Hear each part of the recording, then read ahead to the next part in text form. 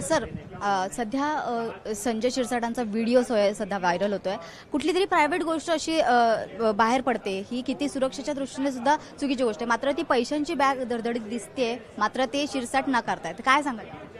बघा, आपल्याजवळ अगर त्यांच्याजवळ काळा धन असेल तर त्यांच्यावर इन्कम टॅक्स आणि ईडी सारखे आपण कारवाई करू शकतो आणि त्याच्या पद्धतीचं रिपोर्ट त्यांना आपण पाठवू शकतो।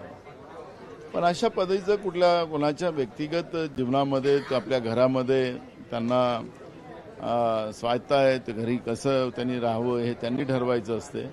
कोणाच्या घरचे फुटेजेस असे आपण दाखवायचं हे काही बरोबर नाही, ही महाराष्ट्राची संस्कृती पण नाही।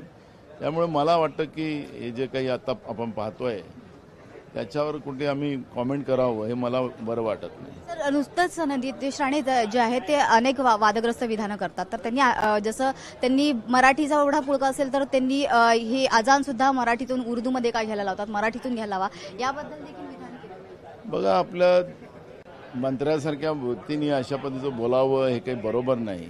आखरी आपला देशाची जी संस्कृती आहे, विविध भाषा, विविध धर्म, विविध जाती, असं आपल्या देशाचं ही पद्धत आहे। कोणालाही तुम्हाला जबरदस्ती करण्याचा अधिकार नाही।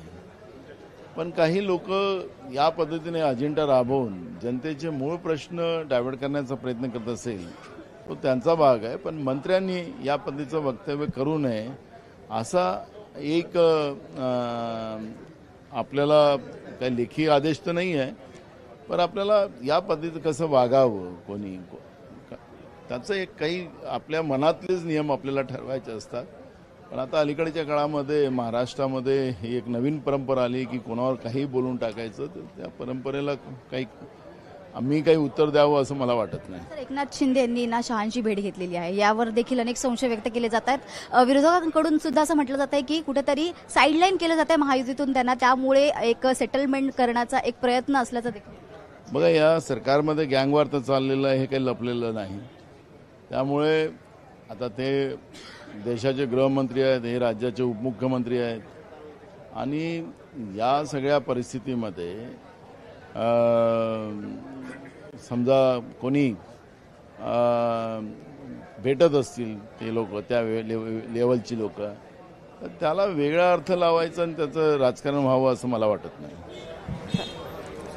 तर अशा प्रकारे महायुतीमध्ये सध्या गँगवॉर सुरू असण्याचा दावा या ठिकाणी नाना पटोले यांच्याकडून केला जातोय। त्याचबरोबर त्यांनी महायुतीवर जे महायुतीमध्ये सध्या जे चाललंय त्याशिवाय नितेश राणे यांनी देखील केलेल्या विधानांवर त्यांची टीका केलेली आहे।